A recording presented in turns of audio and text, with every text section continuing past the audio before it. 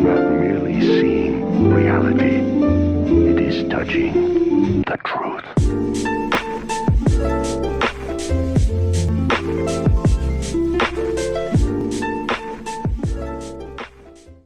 What is up, everybody? Welcome back to On the Sticks with Sensei Rick, episode number 5? 4? 3, 2, 1, let's go. No, I'm playing, but for real. So, welcome.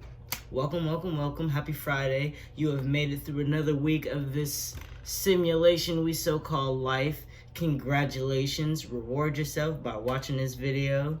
And today we're just going to be chilling. I'm going to be explaining further about the whole making edibles process, making Cannabutter, because I know I didn't really go too deep into depth about, everything that goes into making edibles.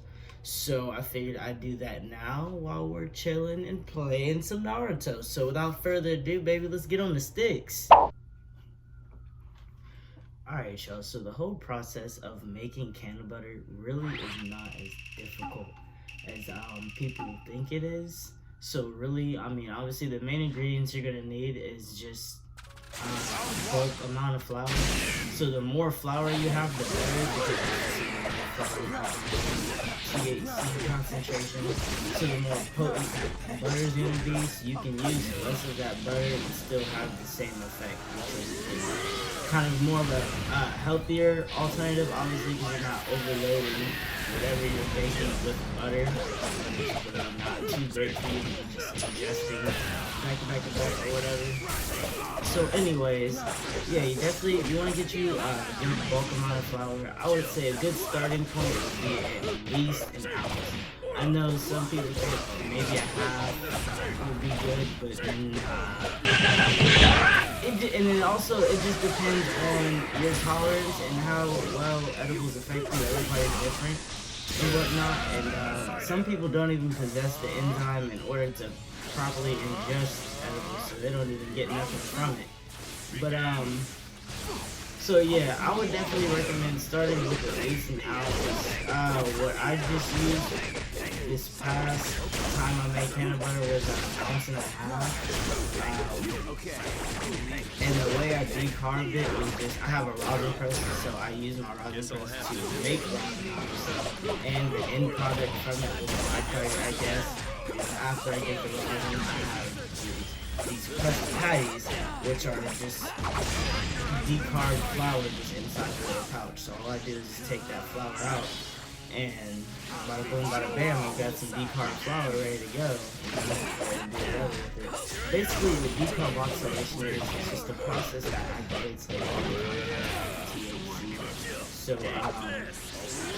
lot of times when you see, if you ever go to a product, maybe it'll with the THC,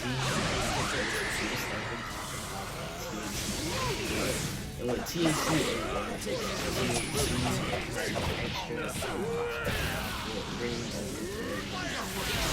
so anyways, in order to decarb something, the quickest way to do it is really the only way to do it is heat and time. So smoking or vaporizing any type of flour is going to be the quickest way you can decarb something. But in order for edibles to work, our body needs those cannabinoids to be in the foods that we're consuming, so that we can go down. So our body can then go and break them down and properly consume them. So in order to really have an effect from edibles, you have to decarb your actual flour at a lower temperature. That way it preserves, the actual flour, so you still have, that flour to go back and make butter with. If that makes any sense. Look, so basically, when you do it at a lower temperature, you preserve the flour and it doesn't turn to ash like obviously you would when you smoke it. So you can then use that, take it back, and turn it into a whole different byproduct. Sounds confusing, it's really not. Literally, all you need in order to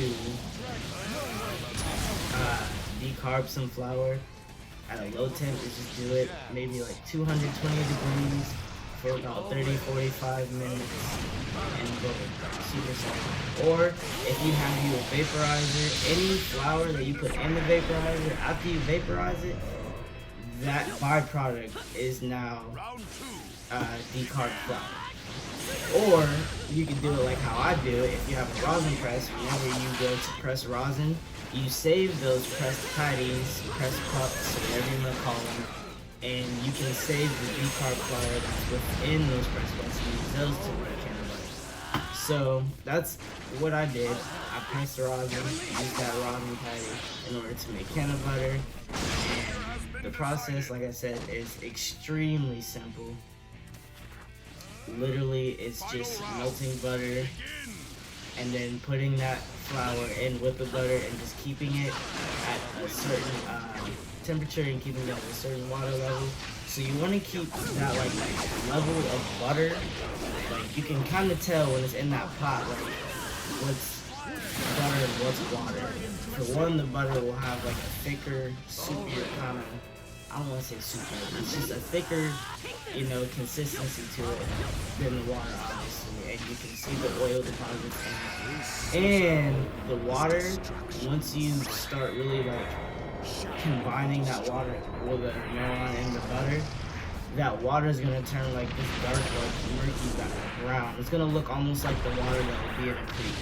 And then your Cannabutter is going to be this super dark, mossy green.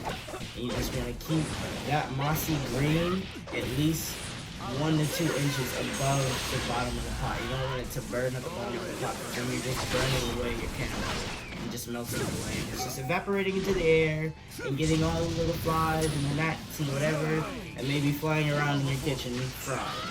Mega fried. I don't even know if they're getting fried. Well, it's decarb. The vapors are in here. That should be good enough. I don't know. That's a science experiment that I must try.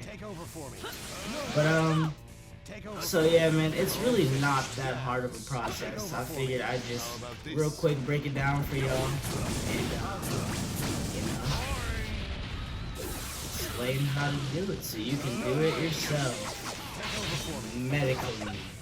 If y'all enjoyed watching me beat on my cousin and some niggas 4, and if you did, make sure y'all smash that like button because y'all enjoyed watching me beat on my cousin. No, I'm playing.